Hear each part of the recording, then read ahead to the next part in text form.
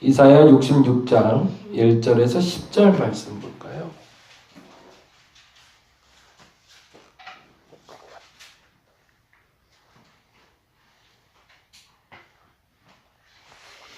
이사야 66장 1절에서 10절. 오늘은 66장 전체를 보시면 되는 날입니다. 66장 1절에서 10절까지 같이 한 목소리로 읽겠습니다.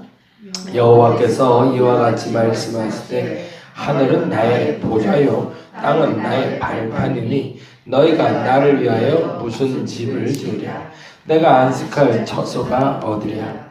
나 여호와가 말하노라. 내 손이 이 모든 것을 지었으므로 그들이 생겼느니라.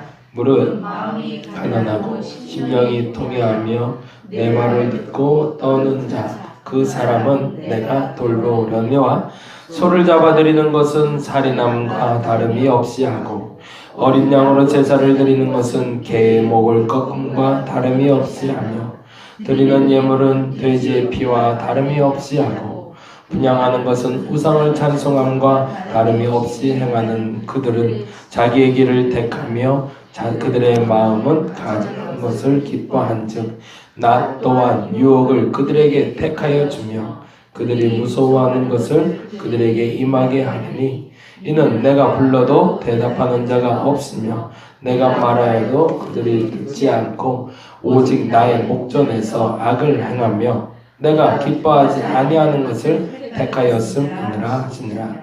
여호와의 말씀으로 말미암아 떠는 자들아 그의 말씀을 들을지어다. 이르시되 너희를 미워하며 내 이름으로 말미암아 너희를 쫓아내며 이르기를 여호와께서는 영광을 나타내사 우리에게 보이시기를 원하노라 하였으나 그들은 수치를 당하리라 하셨느니라.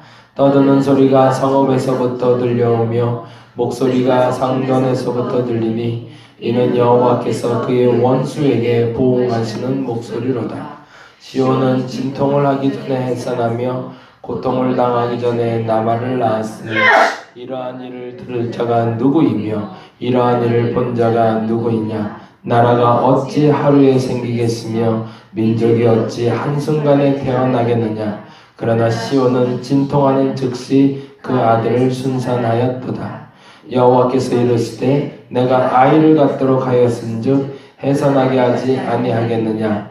내 하나님이 이르시되 나는 해산하게 하는 이인즉 어찌 태를 닫겠느냐 하시니라. 예루살렘을 사랑하는 자들이여 다 그 성읍과 함께 기뻐하라. 그 성읍과 함께 즐거워하라. 이 성을 위하여 슬퍼하는 자들이여 다 그 성의 기쁨으로 말미암아 그 성과 함께 기뻐하라. 아멘. 그래서 전체를 좀 다 보면 좋은데요. 66장 전체를 통해서 이사야서를 마무리하면서 들리는 이야기는 참된 예배의 회복에 대해서 말하고 있습니다. 근데 여기에는 요 두는 조금 동그라미를 해놨으면 좋겠는데요. 66장 2절 말씀 볼까요? 2절 같이 한번 다시 읽어봅니다. 나 여호와가 말하노라. 내 손이 이 모든 것을 지었으므로 그들이 생겼느니라. 무릇 마음이. 해서 마음에 동그라미를 좀 해놓으시고요.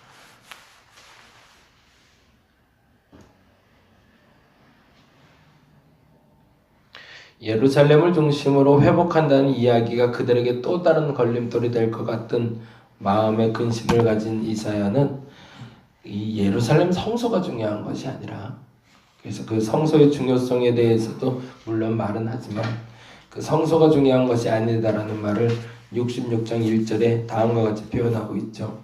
여호와께서 이와 같이 말씀하시되 하늘은 나의 보좌요 땅은 나의 발판이니 너희가 나를 위하여 무슨 집을 지으랴. 내가 안식할 처소가 어디랴. 굳이 예루살렘 성소가 아니더라도 예배를 나는 받을 준비가 됐다라는 얘기죠. 근데 거꾸로 말하면 그들이 그것을 너무 중시 여길까봐 시오니즘이라고 그러죠. 자꾸 예루살렘 중심, 우리는 선택받은 선민이다 그러고 나만을 여기는 그것을 좀 파괴해버리고 싶은 거죠. 그래서 이걸 파괴해버리고 그것이 중요한 것이 아니라 아까 말한 대로 마음, 심령이 가난하고 심령이 통회하는 마음, 그 마음을 내가 받는 것이니 그 마음을 가지고 나와라. 근데 반면에 거꾸로 다음과 같이 이야기하고 있죠. 3절 읽어봅니다.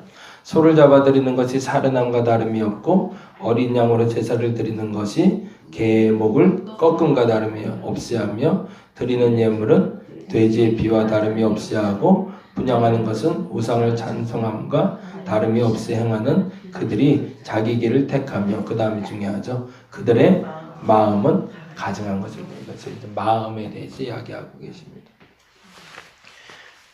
어느 과학자가 원숭이를 가지고 실험을 좀 해봤대요.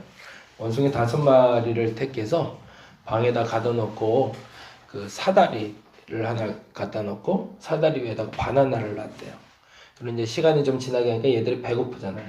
이제 먹긴 먹어야겠고, 이제 뭐 아무래도 낯선 것이 나무 위에 있는 것도 아니라 사다리 위에 있으니까 멀뚱멀뚱 쳐다보다가 어떤 놈이 하나가 용기 있게 올라가기 시작했나 봐요. 5마리를 넣어놨으니까 주저주저 하고 있다가 한 마리가 올라가고 이제 사다리를 올라가서 바나나를 딱 잡으려고 그러는데 장치를 해놨는데 그 바나나를 가지려고 사다리에 올라가서 바나나를 잡는 순간 물이 쏟아지게 해놨대요. 천정에서. 이게 얘가 바나나를 딱 잡으려고 그러면 천정에서 물이 쏟아지는데 얘만 맞는 게 아니라 전체가 다 비를 맞는 거예요. 이거 깜짝 놀라고 이제 내려오는 거죠. 첫째가 그러고 나니까 이제 두 번째 원숭이가 멀뚱멀뚱 쳐다보다 배고프니까 또 올라가는 거예요. 올라가면 또 비를, 날벼락을 맞고, 그 3마리, 4마리, 5마리 다 날벼락을 맞은 거예요. 그래서 조금 있으니까 한 마리라도 올라가려고 하면은 막 난리가 나는 거죠. 못 올라가게 하더라고. 그것만 잡으면 물벼락이 쏟아지니까. 그리고 조금 시간이 지난 다음에 한 마리를 뺐대요. 그리고 물에 젖은 한 마리를 넣은 거예요. 근데 얘 딱 보자마자 바나나가 있잖아요. 얘들이 이걸 왜 안 먹지? 그걸 이제 올라가려고 그러는 거예요. 어떻게 됐을까요? 이 4마리 원숭이가 난리가 나는 거예요. 그거 절대 먹지 말라고 어떤 말을 했는지 몰라도 그래서 막 잡고 난리가 나는 거죠. 근데 하도 얘가 말을 안 들으니까 이제 막 때리기 시작하는데 원숭이가 막 구타를 시작하더래요. 그리고 얼마 뒤에 2번째 원숭이를 빼고 2번째로 새로운 원숭이를 넣어놨대요. 그랬더니 이 처음에 들어왔던 원숭이 말고 2번째로 들어왔던 그 원숭이가 먼저 때리기 시작하더래요. 무작정 때리기 시작하더래요. 그러고 나서 3마리, 4마리, 5마리 뗐는데 5마리째 들어왔을 때는 이제 물벼락을 맞지 않은 원숭이들인데 바나나를 쳐다보고 있질 않고 문만 이렇게 쳐다보고 있더래요. 뭐가 나온 거예요? 이제 바나나 먹는 게 중요한 게 아니에요. 자기들 생각에도 이제는 신참 원숭이가 들어가면 그거 때리는 게 재밌는 거예요. 그것만 남아갖고 바나나는 잊은 지 오래고 계속 구타하는 그런 일들이 발생하는 그런 실험을 결과가 나온 적이 있대요. 근데 재미난 게 하나가 있어요. 그걸로 끝났으면 참 못났다 원숭이들. 어떻게 그걸 바나나를 잃어버리고 때리는 것만 남냐 그러는데 5마리 원숭이를 넣었는데 그렇게 물벼락을 맞아도 끝끝내 그 바나나를 먹은 원숭이가 있대요. 어떻게 가능했을까? 5마리를 넣었는데 4마리는 새끼 원숭이를 넣고 어미 원숭이를 넣어놨대요.